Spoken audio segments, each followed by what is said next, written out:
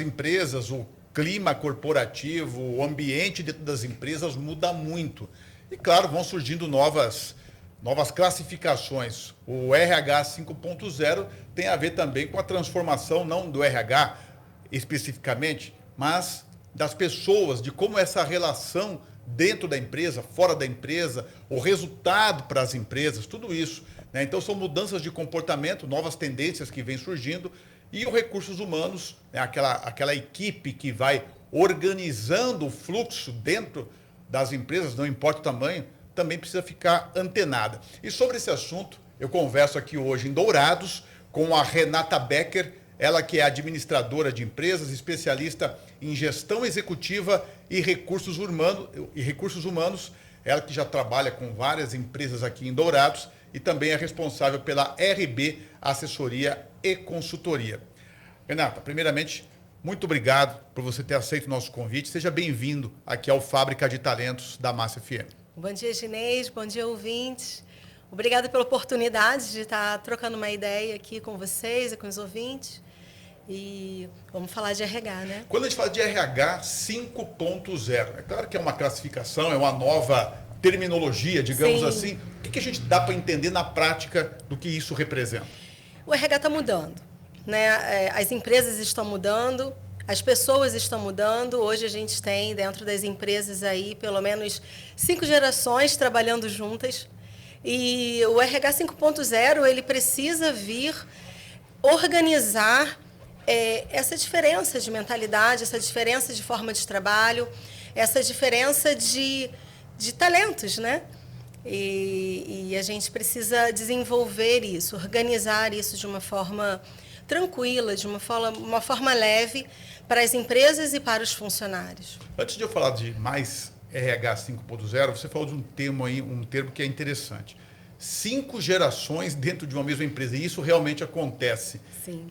Como que o empresário consegue enxergar a equipe com tantas diferenças? Alguns com 18, 19 anos, certo. Alguns com 30 anos de casa. É claro que são expectativas diferentes, talentos diferentes, e o RH tem que coordenar essa engrenagem, né? Ginês, o mais importante é que são formas de trabalhos diferentes e também são formas de... A gente pode falar de remuneração diferente. Nossa geração, e nós somos jovens, né? Mas a nossa geração... Muito jovens, nós somos muito jovens. Mas a gente tem uma geração um pouco mais nova do que a gente. Nós prezávamos muito pela estabilidade, de começar numa empresa, num cargo pequeno e passar o resto da vida nessa empresa. Né? Os objetivos eram diferentes do que hoje. Conquistando passo a passo. Exatamente. Né? E subindo os degraus, né? Como normalmente a gente fala que as pessoas precisam, que os jovens precisam fazer nas empresas. Hoje não. Hoje a gente tem aí jovens que entram e eles não estão muito preocupados com quanto eles vão ganhar na carteira de trabalho, quanto que eles vão ganhar de salário.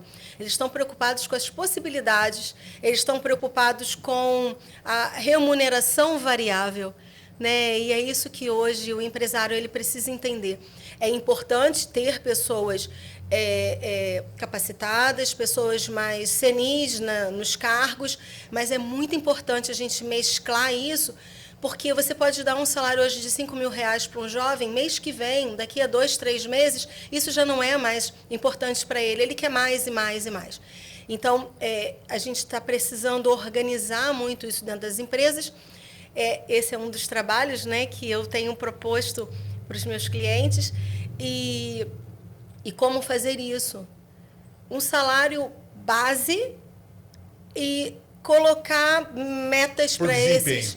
Metas por desempenho para esses colaboradores. É a melhor forma de hoje você conseguir tratar tanto o funcionário mais antigo e trazer atrair esses novos talentos para a sua empresa. Agora, Renata, você falou de uma realidade que talvez seja uma tendência. É uma tendência. Agora, tirando um pouquinho do funcionário, a gente sabe que o funcionário ele tem esse perfil, os funcionários, né, guardadas as proporções de idade, de perfil, de arrojo, mas pro empresário, como é aquela empresa, digamos que está com 20, 30 anos de mercado, enxergar toda essa transformação? Olha, mas eu preciso fazer isso? Eu preciso me adequar a isso? Eu não posso tocar do meu jeito? Como que você recomenda ou conversa com os empresários nesse sentido? Precisa, porque hoje a gente tem uma reclamação muito latente nas empresas, que é a falta de talentos, né? Tá difícil contratar. Está difícil contratar por questões de capacidade, por questões de formação, né, das pessoas. Eu vejo muito, eles não estão muito interessados, né, novos talentos aí não estão muito interessados em se especializar. E aí o empresário tem reclamado muito da falta de mão de obra. Então, a gente começa a perceber que ou a empresa ela traz esse funcionário que diz não ter a capacitação necessária e treina dentro das empresas, né? Ou eles vão, realmente, os empresários estão sofrendo nesse sentido. Eu não sei se você sabe, o Fábrica de Talentos surgiu dessa dor. Dessa dor. Dessa Sim, dor de ter dificuldade em contratar. Muitas empresas até procuravam a massa para falar, olha, não consigo contratar, não consigo achar o perfil. E aí surgiu o Fábrica de Talentos, para falar de empregabilidade e para falar também de formação de mão de obra. E aí você falou um negócio importante, que é a questão, se eu não estou antenado com o que o mercado está pedindo, ou até exigindo, eu fico mais distante de preencher aquela vaga que é tão importante para mim, eu sendo empresário. É isso mesmo. E hoje as empresas precisam se dedicar a capacitar as pessoas, capacitar os talentos para conseguir reter. Porque não é só atrair, né, Ginês? Hoje as empresas conseguem atrair alguns talentos e como retê-los? Essa é a próxima pergunta. Sim. Como que eu retenho uma pessoa que já tem aquela visão, olha, eu quero construir carreira, que são as pessoas com a idade mediana para cima? Eu quero construir carreira, quero conquistar promoções e quero talvez me aposentar nessa empresa, que talvez não é a visão da maioria dos jovens hoje. Como que eu trabalho esses dois perfis construindo uma única política de recursos humanos dentro da empresa? Vamos atrair, né? Vamos se preocupar primeiro em atrair o talento. Depois que ele está dentro da empresa, a gente precisa identificar se ele tem a cultura, o perfil e se ele se adequa às necessidades daquela empresa. Quando o empresário ele detecta que aquela pessoa é importante para o negócio dele, e aí eu estou falando de produtividade, ele produz de acordo com o que a empresa deseja, a gente precisa fazer uma série de ações de retenção que passa por treinamento, passa por benefícios, passa por ouvir esse colaborador. Né? É importante porque o grupo ele faz com que a empresa cresça.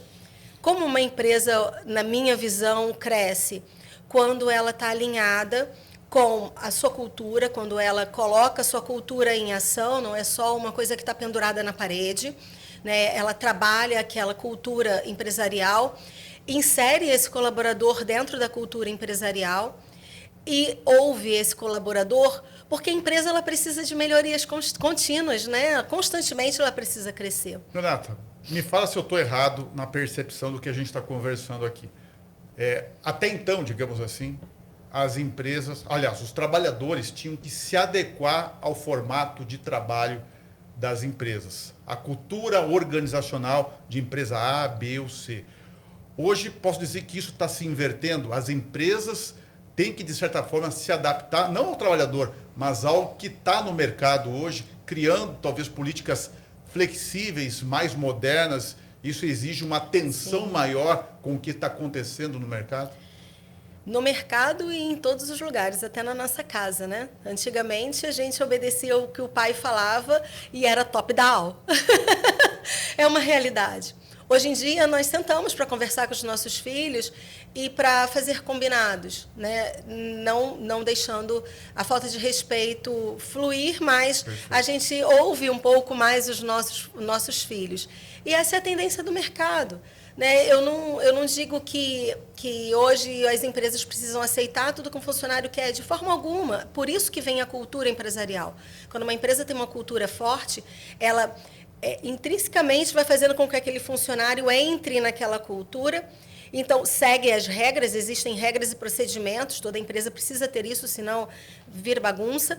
Mas ele precisa ouvir um pouco mais o funcionário, porque os talentos hoje têm boas ideias, têm boas sugestões. Então, eu digo que é uma evolução do mercado de trabalho, é uma evolução, e as empresas que se adequarem a isso, a tendência é crescer, é manter esse funcionário dentro da empresa.